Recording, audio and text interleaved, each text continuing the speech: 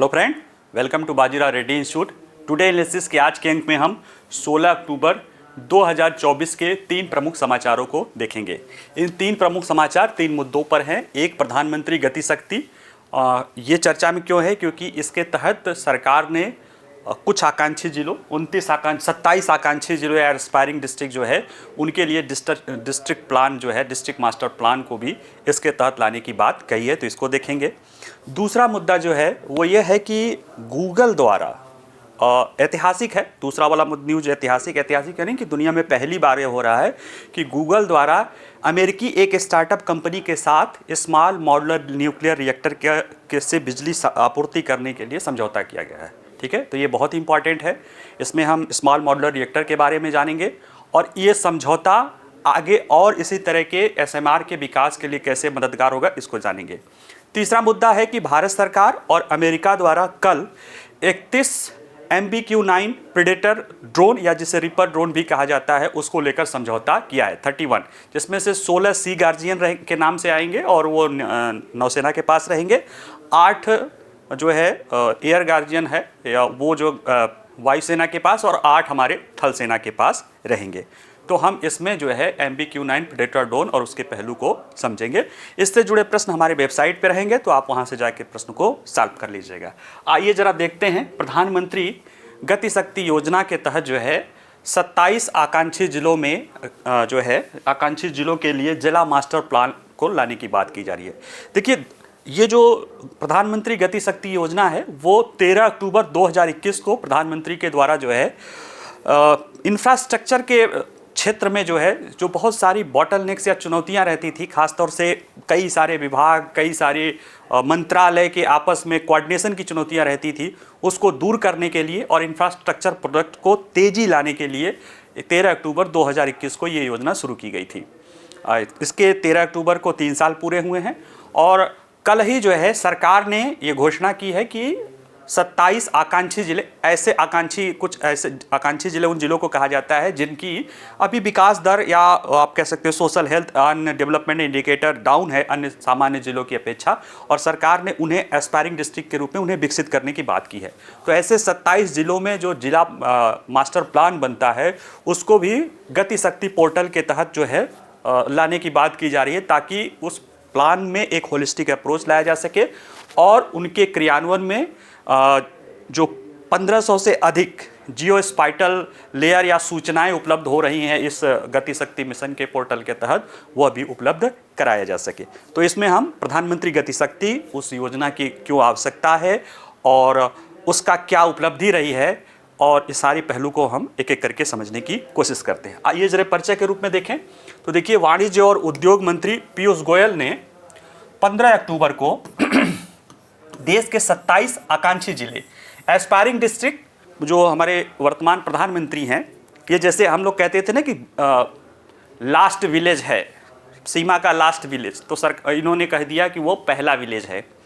विकलांग कहते थे तो दिव्यांग, यानी कि कुल मिला के जैसे जो आकांक्षी जिले हैं वो ऐसे जिले हैं जिनकी स्थिति जो है काफ़ी अन्य जिलों की अपेक्षा डाउन है, लेकिन उसको पिछड़े जिले न कह के सरकार ने उसे आकांक्षी जिले या एस्पायरिंग डिस्ट्रिक्ट कहा है, ताकि वो विकसित होना चाहते हैं सामान्य जिलों की अपेक्षा, और सरकार ने उस पर अपनी योजना के लिए वो अलग से उन पर ध्यान देना शुरू किया। तो उसी में से 27 जिलों के लिए बुनियादी ढांचे की योजनाओं के लिए प्रधानमंत्री गति शक्ति जो पहल है उसको जिला मास्टर प्लान के तहत जो है इसमें लॉन्च करने की बात की गई है। और अगले 18 महीनों में, अभी तो सिर्फ 27 जिलों के हैं, फिर और आकांक्षी जिलों के किया जाएगा, और सरकार का कहना है कि अगले 18 महीनों या 1.5 सालों में देश भर में जो जितने भी 750 से अधिक जिले हैं उन सबके जिला डिस्ट्रिक्ट मास्टर प्लान या जिला मास्टर प्लान को इसके तहत, इस योजना के तहत विस्तारित कर दिया जाएगा। जिस तरह से ये योजना के तहत काम किया जाता है उस योजना की सुविधाएं, प्रधानमंत्री गति शक्ति योजना की सुविधाएं उस मास्टर प्लान के तहत, जिला मास्टर प्लान के तहत भी उनको शामिल कर लिया जाएगा। अगर हम समझें कि प्रधानमंत्री गति शक्ति योजना क्या है, तो देखिए, प्रधानमंत्री गति शक्ति योजना एक ऐसी पहल है, प्रधानमंत्री के द्वारा एक ऐसी इनोवेटिव पहल है जिसमें कई सारे ज्ञान को, नवाचार को, प्रौद्योगिकी को, इन पर आधारित कोऑर्डिनेटेड ब्रॉड, इंटीग्रेटेड और होलिस्टिक प्लानिंग की जाती है इंफ्रास्ट्रक्चर प्रोजेक्ट को लेकर। किस किस के आधार पे? ज्ञान के आधार पे, जो नॉलेज होता है या जो इन्फॉर्मेशन होता है, ठीक है, यहाँ इन्फॉर्मेशन भी कह सकते हैं, नॉलेज भी कर सकते हैं। टेक्नोलॉजी और इनोवेशन, इस पर ये आधारित है। इंटीग्रेटेड अप्रोच अपनाया जाता है इसमें, या कोऑर्डिनेटेड अप्रोच होता है, समग्र होता है, एकीकृत और व्यापक योजना होती है, और इसमें बुनियादी ढांचे के विकास में तेजी लाने की काम की जाती है, ठीक है। इसे प्रधानमंत्री ने 13 अक्टूबर 2021 को लाया, यानी कि 13 अक्टूबर 2024 को इसके 3 साल पूरे हो गए। और ये जो है प्रधानमंत्री गति शक्ति मल्टी मॉडल कनेक्टिविटी के नास्टी मास्टर प्लान के नाम से ये पूरा लाया गया था। और यह जो है योजना आर्थिक विकास और सतत विकास, economic development and sustainable development को 7 इंजनों पर, जो इस आर्थिक विकास और सतत विकास के लिए जो बुनियादी ढांचा योजनाएं हैं उसके लिए 7 इंजन है। कौन कौन से हैं? रेलवे है, सड़कें हैं, बंदरगाह है, जलमार्ग है, हवाई अड्डे है, जन परिवहन यानी पब्लिक ट्रांसपोर्ट है, और लॉजिस्टिक इंफ्रास्ट्रक्चर है, जिसमें कि स्टोरेज, ट्रांसमिशन, सारी पहलू इसमें जुड़ा हुआ है। और ये सब कुछ इनके इंटीग्रेटेड अप्रोच पे निर्भर करता है।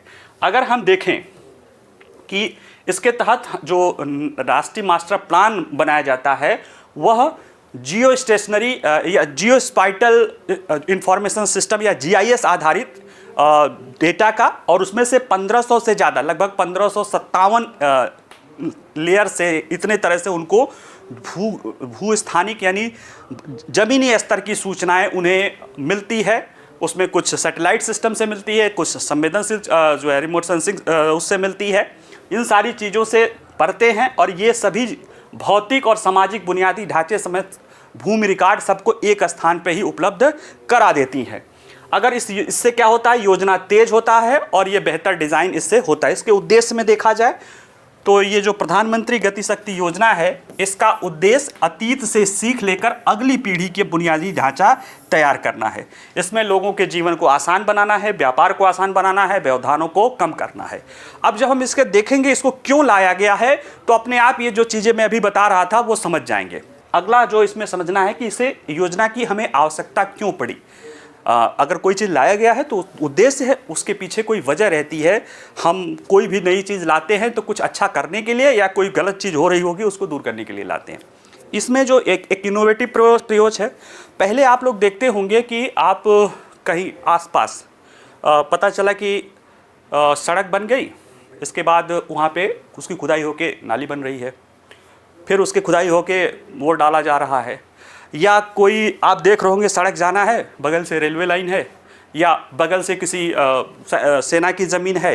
अब वो 4 साल 6 साल वो प्रोजेक्ट रुका हुआ है, क्योंकि भारत के जो विभाग हैं, जो भारत के अब लगता है भारत सरकार या राज्य सरकार और भारत सरकार तो संविधान के तहत चलो 2 एंटिटीज़ ही हैं, लेकिन इन सरकारों के आपसी विभाग भी एक दूसरे को अपने अपने कोठरे में, सिलोज में अपने को पाते हैं, और वो एक दूसरे को अपना अपना, जैसे गृह विभाग वाला है या रेलवे विभाग वाला है तो अपने को रेलवे विभाग का राजा समझेगा, सेना विभाग वाला है तो अपना मिलिट्री वाला अपना समझेगा।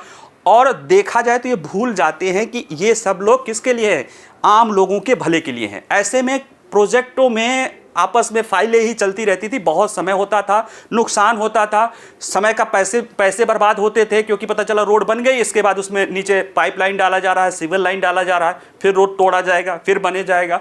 तो इससे लोगों को परेशानी भी होती थी और पैसे का भी खर्च होता है। सरकार ने कहा कि ऐसा है, एक यही प्रधानमंत्री गति शक्ति नेशनल मास्टर प्लान बनाया गया, और इसमें एक नेशनल प्लानिंग ग्रुप बनाएगी, जिसका काम है कि 500 करोड़ रुपए से ज़्यादा की जो भी योजनाएं हैं उसको बैठो और आपस में डिसाइड कर लो, जितने भी लोग हैं उनको डिसाइड करो, और उसके लिए जो सूचनाएं हैं वह जियोस्पाइटल तरीके से आएगा कि रियल टाइम वहाँ की क्या स्थिति है, जिससे क्या होगा, इंफ्रास्ट्रक्चर प्रोजेक्ट में गति बढ़ने लगेगी। अगर उपलब्धियों के रूप में देखा जाए तो जैसे जो क्यों लाया गया ना, ये अगर आप लोग जानकार होंगे तो आप लोगों ने ये चीज़, उदाहरण है, आपके वास्तविक जीवन में ये दिखाई देता होगा कि पता चला कि नया रोड बन गया, पता उसको तोड़ के फिर रोड टूटने लगा है, फिर नाली बन रही है, फिर इसके बाद फिर कुछ दिन बाद रोड बन रहा है। ये सारी चीज़ें एक आम बात रहती थी, और ये कहीं ना कहीं अप्रोच की कमी या डिपार्टमेंटल सोच की कमी और या उन पे आपस में कोऑर्डिनेशन की कमी की समस्या के कारण होता था। उसी को दूर करने के लिए प्रधानमंत्री गति शक्ति प्लान लाया गया है। योजना की उपलब्धियों में देखें तो अब तक सड़क और रेलवे सहित विभिन्न मंत्रालयों की 15,39,000 करोड़ रुपए की 208 बड़ी बुनियादी ढांचा परियोजनाओं को मंजूरी दे दी गई है। कितना? 15,39,000 करोड़। 3 साल हुए हैं इतनी बड़ी परियोजनाओं को, ये यानी देखा जाए तो हर साल लगभग 5,13,000, अगर एवरेज देखा 3 से भाग दे दिया जाए तो 5,13,000 करोड़ की योजनाएं ऑन एवरेज हर साल इसके तहत जो है पास कराई जा रही है। और हमारा अगर देखा जाए केंद्र सरकार का पूंजीगत बजट तो लगभग 10 लाख 11 लाख करोड़ है, तो उसमें से आधा से ज़्यादा तो नेशनल जो है पीएम गति शक्ति नेशनल मास्टर प्लान के तहत हो रहा है। और इन जो भी परियोजनाएं हैं इनकी सिफारिशें पीएम गति शक्ति पहल के तहत गठित नेटवर्क प्लानिंग ग्रुप होता है। ये एक डिपार्टमेंट ऑफ इंडस्ट्री प्रमोशनल जो होता है DPIIT, उसी का जो एडिशनल सेक्रेटरी होती है उसकी अध्यक्षता में विभिन्न विभागों के सचिवों की एक बैठक होती है और उनके द्वारा इस तरह के प्रोजेक्ट को दूर कर लिया जाता है। ठीक है, इसमें देखा जाए तो सड़क के लिए 101, रेलवे के लिए 73 और शहरी डेवलपमेंट के लिए 12 और तेल और गैस मंत्रालय के लिए 4 परियोजनाएं, जो 208 परियोजनाएं हैं उनमें से इनका विकास है। और ये जो अंतर मंत्रालय NPG होता है या इंटर मिनिस्ट्रियल होता है, ये हर पखवाड़े बैठक यानी हर 15 दिन पे इनकी बैठक होती है और इनमें देखा जाता है सिर्फ परियोजनाओं की नहीं, उसके बाद निगरानी भी किया जाता है। और निगरानी के लिए वो जो जियोस्पाइटल या भू स्थानिक जो सूचनाएं उपलब्ध होती हैं उसका फ़ायदा इन्हें मिलता है। अगर हम इसके देखें कि सरकार इंफ्रास्ट्रक्चर के लिए लाई है तो इंफ्रास्ट्रक्चर में रेलवे, सड़क और ये सारी चीज़ें चल ही रही है, लेकिन सरकार अब इसे सोशल इंफ्रास्ट्रक्चर में भी बढ़ा दे रही है और बढ़ाने की कोशिश कर रही है। जैसे देखा जाए तो 1500 से अधिक GIS डेटा परतों के आधार पर एक मोबाइल ऐप का उपयोग करके 29,000 बस्तियों में से 45 lakh PBTG particular vulnerable tribal group, ये ऐसे PBTG पहले इनको प्राइमेटिव ट्राइबल ग्रुप बोला जाता था, लेकिन थोड़ा सा आद्य जनजाति समूह कहना थोड़ा सा है ना सही नहीं लगता था। 2006 में इनका नाम जो है प्रिमिटिव जो है पर्टिकुलर वल्नरेबल ट्राइबल ग्रुप कहा जाए। ऐसा ट्राइबल ग्रुप जिनकी आबादी स्थिर हो या कम हो रही हो, जो जनजाति क्षेत्रों में भी बहुत ही ज़्यादा उसमें रहते हों, उनमें उनका अपने से यानी कोई बहुत आर्थिक न हो, वो जंगलों से ही चीज़ें इकट्ठा करते हों, खाते हों और फिर उनके पास कोई आय का बिल्कुल स्पष्ट आर्थिक स्रोत नहीं होता है, यानी कुल मिला के वो खाना बदोश की ज़िंदगी जीते हैं। ऐसे जनजाति समूहों को जो है पर्टिकुलर वल्नरेबल ट्राइबल ग्रुप कहा गया है। और इस योजना में ये जो पर्टिकुलर वल्नरेबल ट्राइबल ग्रुप की जो योजना है इनके विकास पर पहल करती जा रही है और इसमें से ही ऐसे ही 35 लाख लोगों के 29,000 बस्तियों को इसके साथ जोड़ा गया। किसके साथ? प्रधानमंत्री गति शक्ति के प्लान के तहत, ताकि उनका सही ढंग से मूल्यांकन किया जा सके। इसके अतिरिक्त जो हमारे यहाँ आंगनवाड़ी केंद्र हैं, जो हमारे यहाँ इंटीग्रेटेड चाइल्ड डेवलपमेंट सेंटर होते हैं, आंगनवाड़ी केंद्र हैं, उनके भी प्रभावी क्रियान्वयन के लिए ये इसमें मदद करता है। और इसमें ध्यान दिया जाए, इससे फ़ायदा ये होता है कि किन आंगनवाड़ी केंद्र को अधिक पोषण संबंधी आवश्यकता है उसकी ये पहचान कर रहा है। और राष्ट्रीय मास्टर प्लान पर 10 लाख से अधिक आंगनवाड़ी केंद्रों का जो है मैपिंग किया जा रहा है। साथ ही में यानी पर्टिकुलर वल्नरेबल ट्राइब ग्रुप का देख लिया, आंगनवाड़ी का देख लिया, शिक्षा के क्षेत्र में भी ये इसको हम जोड़ने की बात की जा रही है, सरकार जोड़ रही है। और इसके तहत जो जिले के प्रमुख उद्योग हैं उनकी पहचान की जा रही है कि उन उद्योगों के समान ही, अगर जैसे जिले में कौन से प्रमुख उद्योग है, उस जो उद्योग होंगे उनके लिए क्या स्किल चाहिए, ऐसे स्किल को उस जिले के जो है स्कूल या शिक्षा प्रणाली के साथ साथ भी हुनर के साथ जोड़ा जा सके। ठीक है, ये न्यू एजुकेशन पॉलिसी में ये भी है कि कम से कम लोग पढ़ाई ही न करें, उनके पास एम्प्लॉयबिलिटी के लिए जो कौशल चाहिए, जो स्किल चाहिए, वो भी उपलब्ध हो जाए। तो ऐसे में ये मैपिंग के लिए ये भी ज़रूरत है। साथ ही में प्रधानमंत्री PM श्री एक स्कूल है, PM श्री एक उसको कहते हैं कि एक एक्सेलेंस स्कूल है, उसको भी इसमें मैपिंग किया जा रहा है और उसके आसपास के जो स्कूल हैं उनको उसके साथ जोड़ा जा रहा है। तो कहीं ना कहीं प्रधानमंत्री गति शक्ति पोर्टल सोशल सेक्टर के साथ भी अपने अच्छे से जुड़ा है। और अब सरकार ने इसी का फायदा लेने के लिए जिला मास्टर प्लानों को भी इस प्रधानमंत्री गति शक्ति पहल के तहत ही जोड़ने की बात की है। इसमें निजी क्षेत्र को भी जोड़ने की बात की जा रही है और कई सारे श्रीलंका, बांग्लादेश जैसे देश भी, अब बांग्लादेश का तो नाम था, पता नहीं क्या स्थिति होगी, लेकिन यह है कि बांग्लादेश और श्रीलंका भी इसमें इंटरेस्टेड है कि हमें भी प्रधानमंत्री गति शक्ति पहल के साथ जोड़ा जाए, जो इसकी टेक्नोलॉजिकल व्यवस्था है उसके साथ। तो इसमें क्या है कि प्लानिंग करने के लिए कोई भी, जैसे कोई काम करना है, विभिन्न चीज़ों से वो जुड़ा होता है, तो उसके लिए जो सूचनाएं होती हैं वो ऑनलाइन उपलब्ध हो जाता है। एक ग्रुप बनता है जिसमें सारे लोग, आसपास जो भी जरूरी लोग होते हैं, बैठते हैं और वहीं पे उस चीज़ को निपटा दिया जाता है। उसकी निगरानी भी जो जियोस्पैटियल डेटा रियल टाइम उपलब्ध होता है उसके तहत निगरानी भी किया जा सकता है। तो इसका प्लानिंग से लेके, डिज़ाइन से लेके क्रियान्वयन तक आसानी से हो जाता है। ठीक है, अगला चलिए हम देखते हैं एसएमआर से जो है बिजली आपूर्ति के लिए गूगल का एक कोई स्टार्टअप कंपनी है, कौन सी, कैरोस पावर, अमेरिका की कैरोस पावर है, उसके साथ ये डील है और ये एक ऐतिहासिक डील है। ऐतिहासिक क्यों कह रहे हैं? क्योंकि अगर देखा जाए कि स्मॉल मॉड्यूलर रिएक्टर अगर एक्टिंग के रूप में देखा जाए तो दुनिया में अभी सिर्फ 2 हैं, लेकिन उसमें भी सही ढंग से बिजली जो वास्तविक रूप से कर रहा है वो एक है रूस में, 35 मेगावाट की 2 इकाइयाँ वहाँ पे कार्यरत हैं। चीन में भी है, हालांकि अभी वो ग्रिड से जुड़ गया है, वो कमर्शियली शुरू हुआ है ऐसा अभी जानकारी नहीं है, हालांकि दिसंबर 2023 तक ही होना था। तो ऐसे में किसी निजी के क्षेत्र के द्वारा किसी निजी क्षेत्र को ऊर्जा सप्लाई करने के लिए एसएमआर पे जो है स्मॉल मॉड्यूलर न्यूक्लियर रिएक्टर को के लिए समझौता ये पहली बार हो रहा है, इसलिए ऐतिहासिक है।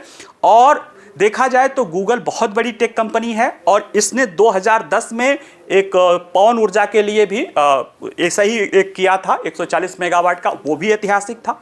तो वो ऐतिहासिक काम के बाद 14 साल बाद फिर ऐतिहासिक कर रहा, हालांकि इसमें पूरा होने में टाइम लगेगा, 10-12 साल 15 साल लगेगा, लेकिन वो जो उसकी आर्टिफिशियल इंटेलिजेंस वाली फैसिलिटी है जिसके प्रोसेसिंग के लिए बहुत सारा ऊर्जा चाहिए, उसके लिए ग्रीन एनर्जी के रूप में, नॉन रिन्यूएबल एनर्जी नहीं, ग्रीन एनर्जी यानी जो कार्बन उत्सर्जन न करे, उसके लेकर गूगल ने एसएमआर के बारे में कहा है। जरा से एसएमआर के बारे में जान लें तो एसएमआर वो होता है जो 30 मेगावाट से लेकर 300 मेगावाट तक के जो है न्यूक्लियर रिएक्टर होते हैं और ये मॉड्यूलर होते हैं, यानी कहीं और भी तैयार करके बनाए जा सकते हैं और इन्हें आसानी से छोटे पैमाने पर बनाया जा सकता है, जो किसी प्लांट के विशेष की जो है को कैटर करने या उनको सर्विस देने के लिए पर्याप्त होते हैं।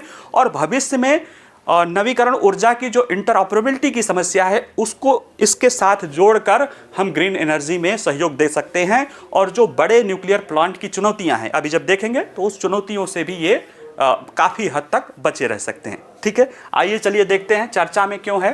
देखिए, प्रौद्योगिकी क्षेत्र की दिग्गज कंपनी गूगल, मेटा है वैसे, गूगल ने एक वैश्विक उपलब्धि हासिल की है। ये वैश्विक उपलब्धि ही है क्योंकि ये विश्व में पहली बार किसी कंपनी ने या किसी भी सरकार उसने कंपनी ने, निजी कंपनी ने ऐसा किया है। कैलिफोर्निया की अल्मेडा की स्थित एक कंपनी है कैरोस पावर, इसके द्वारा विकसित किए जाने वाले कई छोटे मॉड्यूलर रिएक्टरों से परमाणु ऊर्जा खरीदने के लिए पहला कारपोरेट समझौता किया है। ये स्टार्टअप है, इस दिशा में एसएमआर पे काम कर रही है। इसका जो स्मॉल मॉड्यूलर रिएक्टर है उसका वो कंपनी का कहना है कि वो मोल्डेड, उसको साल्ट मोल्डेड नमक जो होता है, नमक मोल्ड जो है पिघले हुए नमक, यानी नमक पिघले हुए नमक से इसको कूलिंग का काम करती है, जिसके कारण इसको लग रहा है कि ये सुरक्षा के दृष्टि से भी सही है और ये इसके पास जो हाई प्रेशर ना हो के लो प्रेशर पे भी ये काम कर लेती है, इसलिए ये सस्ती भी है। तो हम उतनी गहराई तक उसके टेक्नोलॉजी में ना जाएं, वो कभी दूसरी बात। तो ये उस पर रिसर्च कर रही है और गूगल ने इनसे साथ समझौता किया है कि हम अपने आर्टिफिशियल इंटेलिजेंस के लिए जो उसके लर्निंग प्रोसेस के लिए जो प्रोसेस चाहिए, जो हाई एनर्जी, काफ़ी एनर्जी चाहिए, ये एक देखा जाए तो आर्टिफिशियल एनर्जी के बाद आर्टिफिशियल इंटेलिजेंस के बारे में एक चुनौती के रूप में कही जाती है कि ये जो इसके लिए ऊर्जा चाहिए होगा वो पर्यावरण के लिए ग्रीन हाउस गैस को बढ़ाने का काम करेगा। तो उस चीज़ को दूर करने के लिए टेक कंपनियां ग्रीन पावर की तरफ जा रही हैं। ग्रीन पावर की तरह के ही रूप में इन्होंने एसएमआर के साथ या स्मॉल मॉड्यूलर रिएक्टर को लगाने के लिए जो है गूगल ने इनके साथ समझौता किया है और इससे स्मॉल मॉड्यूलर रिएक्टर के क्षेत्र में ये उम्मीद है कि और ज़्यादा कंपनियां आगे आएंगी। ठीक है, ये जो समझौता हुआ है इसके तहत जो है वही आर्टिफिशियल इंटेलिजेंस को बिजली मिलेगी। और 2010 में गूगल ने आयोवा में 114 मेगावाट क्षमता वाला पवन ऊर्जा, या उसको आप कह सकते हो कि विंड एनर्जी के लिए भी 20 साल के समझौता किया था। तो वो गूगल किया था तब भी वो पहला था, स्मॉल मॉड्यूलर रिएक्टर के लिए कर रहा है तब भी ये गूगल पहला ही कर रहा है, इसलिए ये इम्पॉर्टेंट भी है। अगर हम समझें कि गूगल कॉरसस डील का महत्व, तो देखिए ये गूगल जैसी प्रौद्योगिकी कंपनियां हैं, ये अपने एआई को चलाने के लिए, विशाल डेटा केंद्रों को चलाने के लिए आवश्यक बिजली की आपूर्ति के लिए ये ऊर्जा को परमाणु स्रोतों की ओर कर सकती हैं। इस समझौते के बाद और लोग प्रेरित होंगे। अभी तक ये क्या करती थी कि इनके द्वारा अक्षय ऊर्जा पर बल दिया जाता था, क्योंकि एक तो ये है कि जहाँ पे ये कार्यरत है और जो हम इनके उपभोक्ता हैं या दुनिया, वो कहीं ना कहीं एक चीज़ समझने लगी है कि वो अपनी प्रकृति के प्रति, धरती के प्रति अपनी जिम्मेदारी को उनको समझना है। तो ऐसे में वो non renewable energy, non fossil fuel या गैर कार्बनिक ऊर्जा की तरफ बढ़ रहे हैं, जिसमें रिन्यूएबल एनर्जी, सोलर है, विंड है, हाइड्रो इलेक्ट्रिक है, ये सारी चीज़ों की तरफ वो बढ़ रही हैं, क्योंकि उनको पता है कि ये जिम्मेदारी। और दूसरी बात कि इनका बहुत ज़्यादा खर्च भी एनर्जी का नहीं आता। अब जैसे कि कई सारी ऐसी इंडस्ट्री हैं, ख़ास तौर से अब जैसे इस्पात बनाने वाली और भी कुछ ऐसे एल्युमिनियम बनाने वाले, जिनको बहुत बड़े पैमाने पर बिजली और सस्ती बिजली चाहिए होती है, वहाँ पे तो थोड़ी चुनौती है ग्रीन एनर्जी को अपनाने की। लेकिन इनको चाहिए बिजली, लेकिन इनकी क्षमता भी है, ये ग्रीन एनर्जी पर जा भी सकते हैं, अगर थोड़ी महंगी भी है तो भी ये अपना सकते हैं, और इसके लिए आगे बढ़ रहे थे। लेकिन उसकी कुछ चुनौतियाँ थी ग्रीन एनर्जी की। ग्रीन एनर्जी की चुनौती खासतौर से, जैसे हम एक ग्रीन एनर्जी के बारे में कहा जाता है, ग्रीन एनर्जी में रिन्यूएबल एनर्जी के बारे में जो कहा जाता है, जैसे अभी क्या है, मेन है पूरा दुनिया ज़्यादातर सोलर पे जा रहा है, फिर इसके बाद विंड पर है, इसके बाद हाइड्रो इलेक्ट्रिक प्रोडक्ट पे है। तीनों की अपनी कुछ न कुछ चुनौतियां हैं, और वो सबसे बड़ी जो चुनौती है, बाकी सारी चुनौतियों को छोड़ दिया जाए तो इंटरऑपरेबिलिटी की, अंतरायिकता की। अंतरायिकता क्या है? अंतरायिकता ये होता है कि हर समय एक समान विद्युत की सप्लाई न होना। जैसे सोलर एनर्जी का साथ क्या है कि ये हर समय एक बराबर बिजली नहीं देगी। सुबह के समय शुरू होगी, दोपहर में ज़्यादा हो जाएगी यानी फुल कैपेसिटी, और शाम होते होते धीरे धीरे जैसे कम हो जाएगी और फिर रात में बंद हो जाएगी। लेकिन बिजली की आवश्यकता तो लगातार होती है। इसी तरह से पवन ऊर्जा है, जब हवा चलेगा तो अच्छी बिजली होगी, जब हवा नहीं चलेगा तो नहीं चलेगी। पानी के लिए भी यही है, पानी की सप्लाई रहेगी यानी वर्षा होगी तो सही चलेगा, जब वर्षा नहीं होगी, सूखे की स्थिति में होगी, तो वो सप्लाई कम हो जाती है। तो ये एक चुनौती है ग्रीन एनर्जी को लेकर। ऐसे में इसको स्टोरेज फैसिलिटीज़ और बैटरीज आदि के द्वारा दूर करने की कोशिश की जाती है, लेकिन ये एक समस्या है। और उसमें स्मॉल मॉड्यूलर रिएक्टर एक ज्वाइंट या हाइब्रिड प्रोजेक्ट के रूप में ज़्यादा उपयोग हो सकता है। क्यों? क्योंकि एक तो पहले ये न्यूक्लियर रिएक्टर है, तो इसमें कार्बन नहीं उत्पादित होगा, अब उसको लगाने के दौरान होगा, लेकिन ये है कि कार्बन की इसमें ज़रूरत नहीं, ग्रीन हाउस गैस उत्सर्जन नहीं करेगा। तो जो बिजली मिलेगी वह एक कार्बन फ्री मिलेगी, ग्रीन हाउस गैस फ्री मिलेगी, और ये लगातार मिलती रहेगी, क्योंकि ये 24 घंटे ही मिल सकती है। और इसकी प्लांट लोड फैक्टर भी अभी तक जो भी है उसमें से सबसे ज़्यादा न्यूक्लियर एनर्जी की होती है। तो ये इसलिए ये हो रहा है कि ये समझौते से इस तरह के और लोग जो है कारपोरेट सेक्टर एसएमआर रिएक्टर के प्रति आकर्षित होंगे, तो इस स्मॉल मॉड्यूलर रिएक्टर की तरफ दुनिया आगे बढ़ सकती है। क्योंकि ये अभी जब आगे हम देखेंगे स्मॉल मॉड्यूलर रिएक्टर की उपयोगिता में, तो ये जो नॉर्मल या जो अभी तक जो प्रचलित न्यूक्लियर रिएक्टर हैं, उनसे काफ़ी अच्छा ये हो सकता है, विकल्प हो सकता है ग्रीन एनर्जी के ऊपर।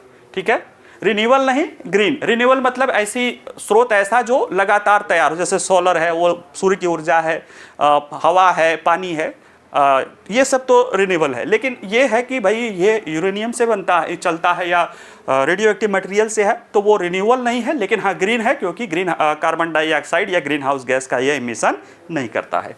अगर हम देखें छोटे मॉड्यूलर रिएक्टर क्या होता है, तो देखिए छोटे मॉड्यूलर रिएक्टर भी न्यूक्लियर रिएक्टर होते हैं, ये भी फिजन रिएक्टर पे काम करते हैं। फिजन मतलब विखंडनी, बड़े नाभिक को न्यूट्रॉन से हमला करके तोड़ा जाता है और जो ऊर्जा का ह्रास होता है वही ऊर्जा, द्रव्यमान का ह्रास होता है, नुकसान होता है, वही द्रव्यमान जो है ऊर्जा में बदल जाता है। E = mc² वाले सूत्र से आइंस्टीन के, कैलकुलेशन कर लीजिएगा। ऐसे में ये न्यूक्लियर रिएक्टर ही होते हैं, लेकिन एडवांस होते हैं, इनमें एडवांस प्रौद्योगिकी उपयोग किया जाता है और ये इनकी जो क्षमता होती है, ये एक माना जाता है कि 30 से 300 मेगावाट तक के जो न्यूक्लियर रिएक्टर होंगे वह स्मॉल माने जाएंगे। मॉड्यूलर ये होते हैं, मॉड्यूलर मतलब जैसे मॉड्यूलर किचन होता है, ये मॉड्यूलर यानी वो कहीं और तैयार होके, फैक्ट्री में तैयार होके कहीं और जाके जहाँ पे लगाना है वहाँ पे लगाए जा सकते हैं। तो स्मॉल भी हो गया, मॉड्यूलर भी हो गए, रिएक्टर भी हो गए, ठीक है। और देखा जाए 30 मेगावाट से कम क्षमता वाले तो 10 वो माइक्रो रिएक्टर बोलते हैं, लेकिन ये जो हमारा जानने का पहल है वो 30 से लेके 300 मेगावाट तक के मॉड्यूलर रिएक्टर जो है उनको स्मॉल मॉड्यूलर न्यूक्लियर रिएक्टर कहा जाता है। और ये 80 से विभिन्न, इन माने ये ऐसा नहीं कि एक ही प्रौद्योगिकी पर है, ये एडवांस लाइट वाटर रिएक्टर है, हैवी वाटर रिएक्टर है, प्रेशराइज रिएक्टर है, ये लो प्रेशर वाले हाई एनर्जी रिएक्टर हैं। जैसे अभी जो कराची कह रहा है कि वो मेल्टेड नमक मेल्टेड जो है साल्ट के जरिए जो है इसको कूल और करेगा। जैसे देखिए इसके परिकल्पना में ये रिएक्टर है, यहाँ पे रिएक्टर के कोर में विखंडन होता है। इसके बाद जब एनर्जी निकलती है तो इसको ठंडा करने के लिए या उस एनर्जी को ले जाने के लिए कई बार पानी का प्रयोग किया जाता है, भारी जल का प्रयोग किया जाता है। जैसे इसमें ये जो केरस करेगा वो क्या करेगा कि मेल्टेड जो है साल्ट डाल देगा, तो उससे क्या होगा कि वो लो प्रेशर पे ही काम करना शुरू कर देगा। इसके बाद यहाँ से भाप जो बनेगा उससे यहाँ पे टरबाइन चलाया जाएगा और वो टरबाइन जनरेटर को चलाएगा, बिजली बनेगा और यहाँ से फिर वो सप्लाई हो जाएगा। और ये छोटे रहते हैं तो ये किसी कैप्टिव साइट पे लगाए जा सकते हैं।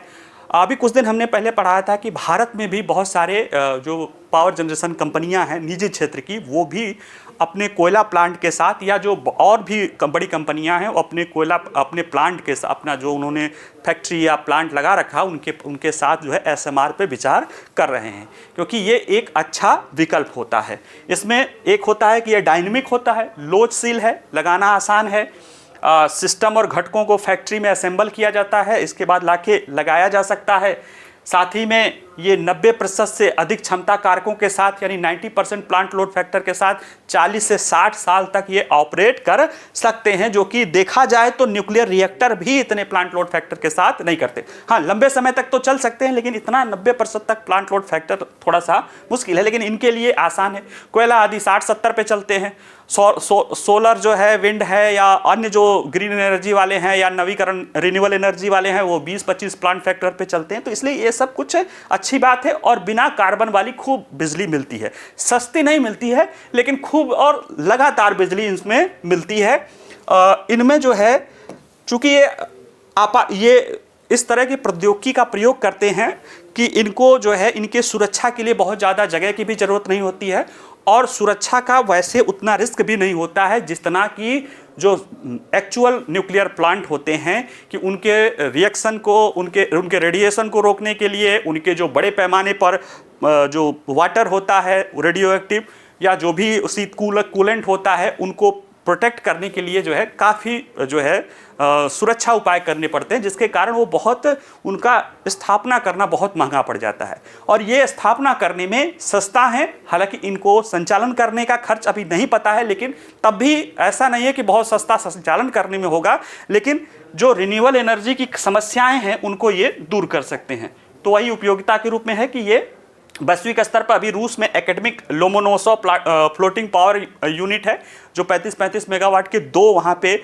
फ्लोटिंग यूनिट लगाया गया है। साथ ही में चीन में है STR हाई थर्मल रिएक्टर है, ये एक जो प्रदर्शन वाला जो है स्मॉल मॉड्यूलर रिएक्टर है, यानी कि एक तरह से टेक्नोलॉजी प्रदर्शन है। और इसे दिसंबर 2021 में ग्रिड से जोड़ दिया गया था और ये भी था कि दिसंबर 2023 तक ये संचालित होना शुरू हो जाएगा, बिजली देना शुरू कर देगा।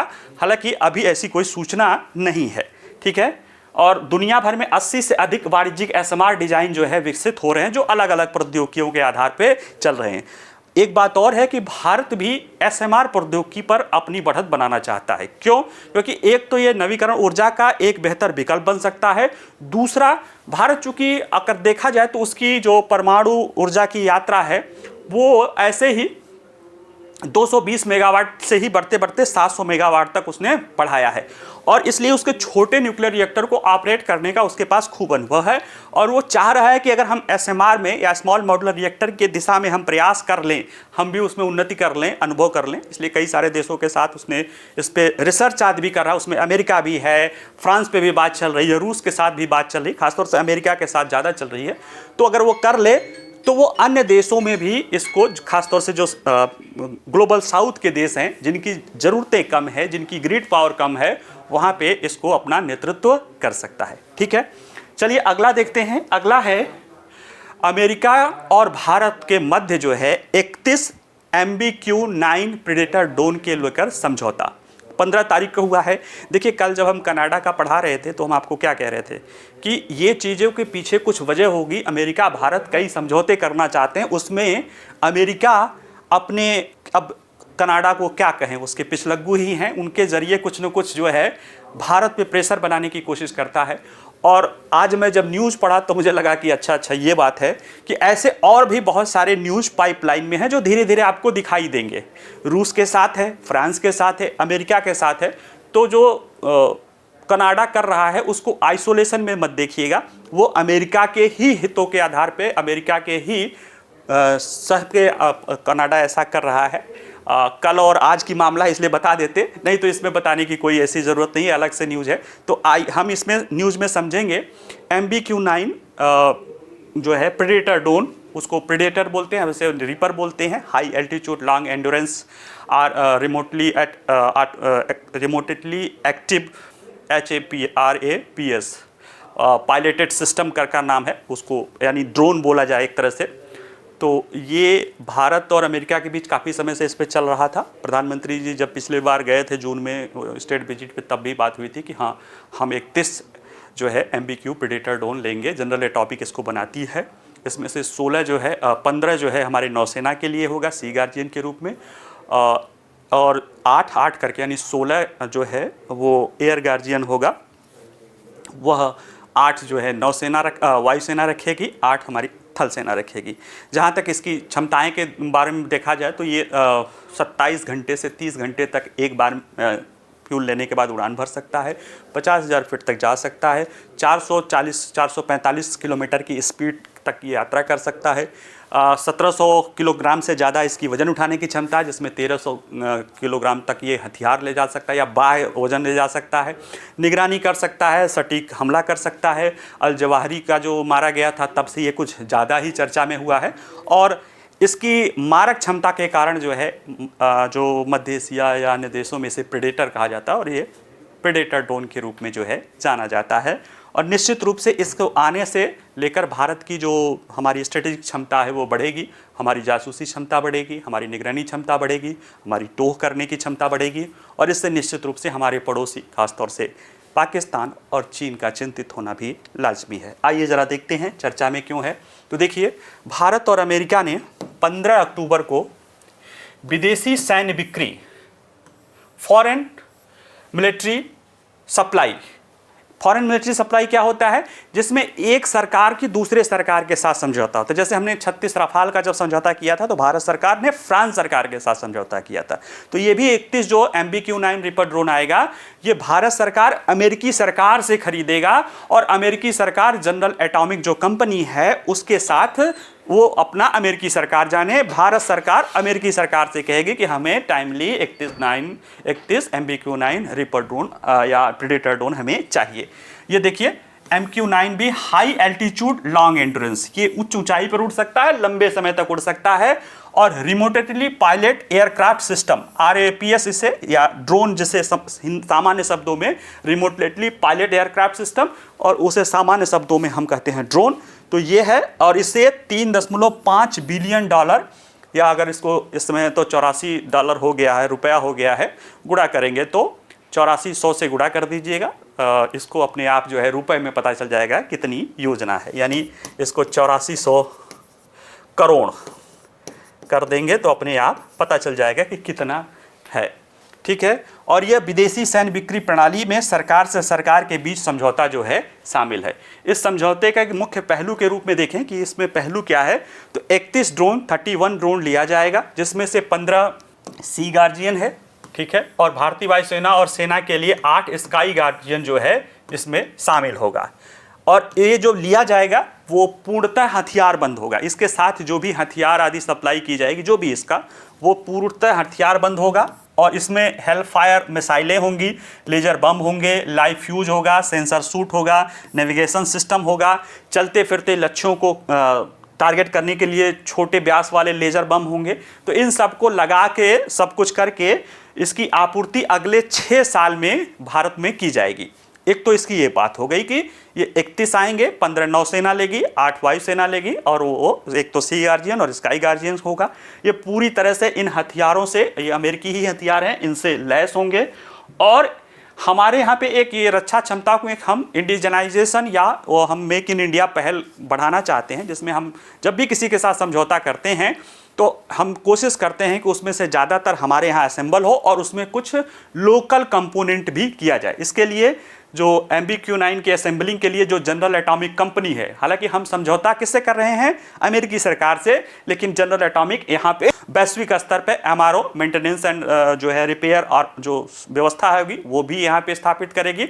और इसके यहाँ पे जो असेंबलिंग करेंगी उसमें से कुछ कंपोनेंट घरेलू स्तर पे भी ली जाएगी। हालांकि भी बहुत ज़्यादा टेक्नोलॉजी की बात नहीं, ट्रांसफ़र की बात नहीं है, लेकिन हाँ यहाँ पे इसमें से ज़्यादातर घरेलू स्तर पे जो है असेंबल की जाएंगी और अगले 6 सालों में ये भारतीय सेना, नौसेना और वायुसेना के पास उपलब्ध हो जाएगा।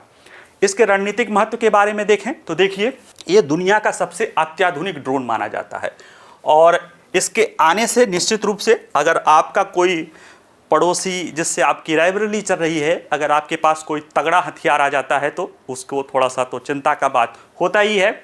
और ये जो है ये सशस्त्र बलों को खुफिया IRS, खुफिया निगरानी और टोही क्षमताओं में ये वृद्धि कर देगा।